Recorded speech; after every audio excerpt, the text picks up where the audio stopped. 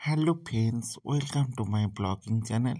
তো তোমাদেরকে নতুন একটা ব্লগে, নতুন একটা সকালে অনেক অনেক অনেক স্বাগত।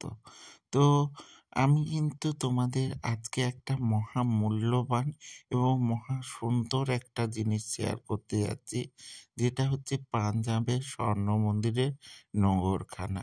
তো নগরখানা বললে অনেকে বুঝতে হয়তো পারছো না, আবার অনেকে বুঝতে পারছো।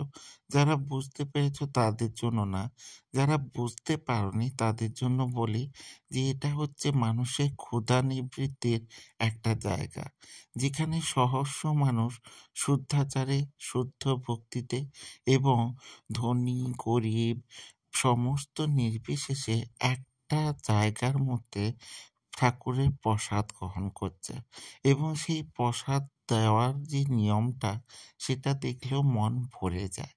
দেখো, কত মানুষ, আবাল বৃদ্ধ বনিতা এবং ছোট্ট বাচ্চারা একসঙ্গে বসে ভোগ খাচ্ছে এবং কতটা তৃপ্তির সঙ্গে খাচ্ছে দেখতে পাচ্ছ তো।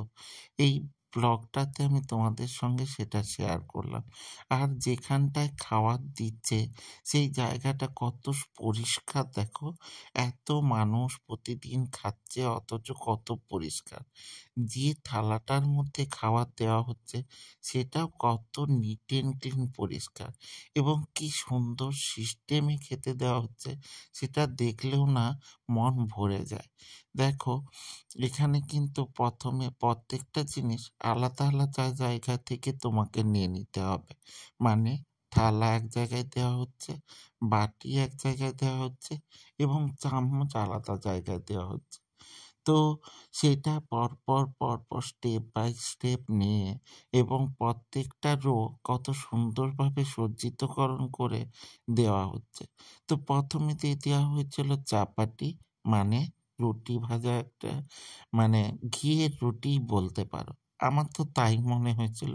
তোমাদের কেমন মনে হবে আমি জানি না। যারা খেয়েছো তাদের কেমন মনে হয়েছিল জানিও।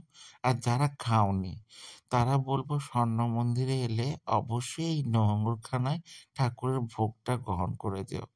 আমরা বিভিন্ন রকম খাবার খাই এবং অন্য ধরনের খাবার খাই বলে আমাদের হয়তো পুরোটা একই রকম না লাগলে বা খুব টেস্টি মনে না হলেও ক্ষুধা নিবৃত্তির জন্য যে এত সুন্দর একটা প্রয়াস, এর জন্য সত্যিই স্বর্ণ মন্দির কত সুন্দরভাবে সিস্টেমেটিক ওয়েতে প্রত্যেকটা মানুষের ক্ষুধা নিবৃত্তির চেষ্টা করেছে। এর জন্য স্বর্ণমন্দির কর্তৃপক্ষকে অনেক অনেক অনেক ভালোবাসা। এবং দেখো, দেওয়া হয়েছিল বিউলির একটা ডাল, যেটা কিন্তু তড়কা সিস্টেমে তৈরি করা হয়েছিল। চার তড়কাই বলতে পারো। তার সঙ্গে একটা আলুর তরকারি, এবং পুরোটাই কিন্তু যত ইচ্ছে খেতে পারো, মন খুশি এবং মন মর্জিতে। সঙ্গে কিন্তু এবারে প্রশ্ন আসবে, ওই যে বাটিটা দেওয়া হচ্ছিল ওটা কি? ওটাতে কিন্তু জল দেওয়া হবে এবং সেটা একটা গাড়িতে করে এসে জলটা দেওয়া হবে। সেই জলটা কিন্তু হাত ধোয়ার জন্য নয়, সেই জলটা হচ্ছে মানুষের পিপাসা নিবৃত্তির জন্য। সত্যি গো, কত সুন্দর একটা চিন্তা ভাবনা। দেখো, ওই যে গাড়িটা আসছে এবং ওতে যে ড্রামটা আছে ওটা কিন্তু জলের ড্রাম, এবং ওতে স্টেপ বাই স্টেপ সবাইকে জল দিয়ে দেওয়া হবে যাতে তারা জল খেতে পারে। এবং খাওয়ারও তুমি যত ইচ্ছে খেতে পারো। বারবার এসে চা মানে বলছিল যে আরো নেবে কিনা। তো আরো কি, যে কোনো ধর্ম বর্ণ নির্বিশেষে সবাই কিন্তু এই ভোগ গ্রহণ করতে পারে। তো তোমরা যারা আসবে তারা স্বর্ণ মন্দির দেখার সঙ্গে সঙ্গে এই ভোগটা কিন্তু খেয়ে দেখো।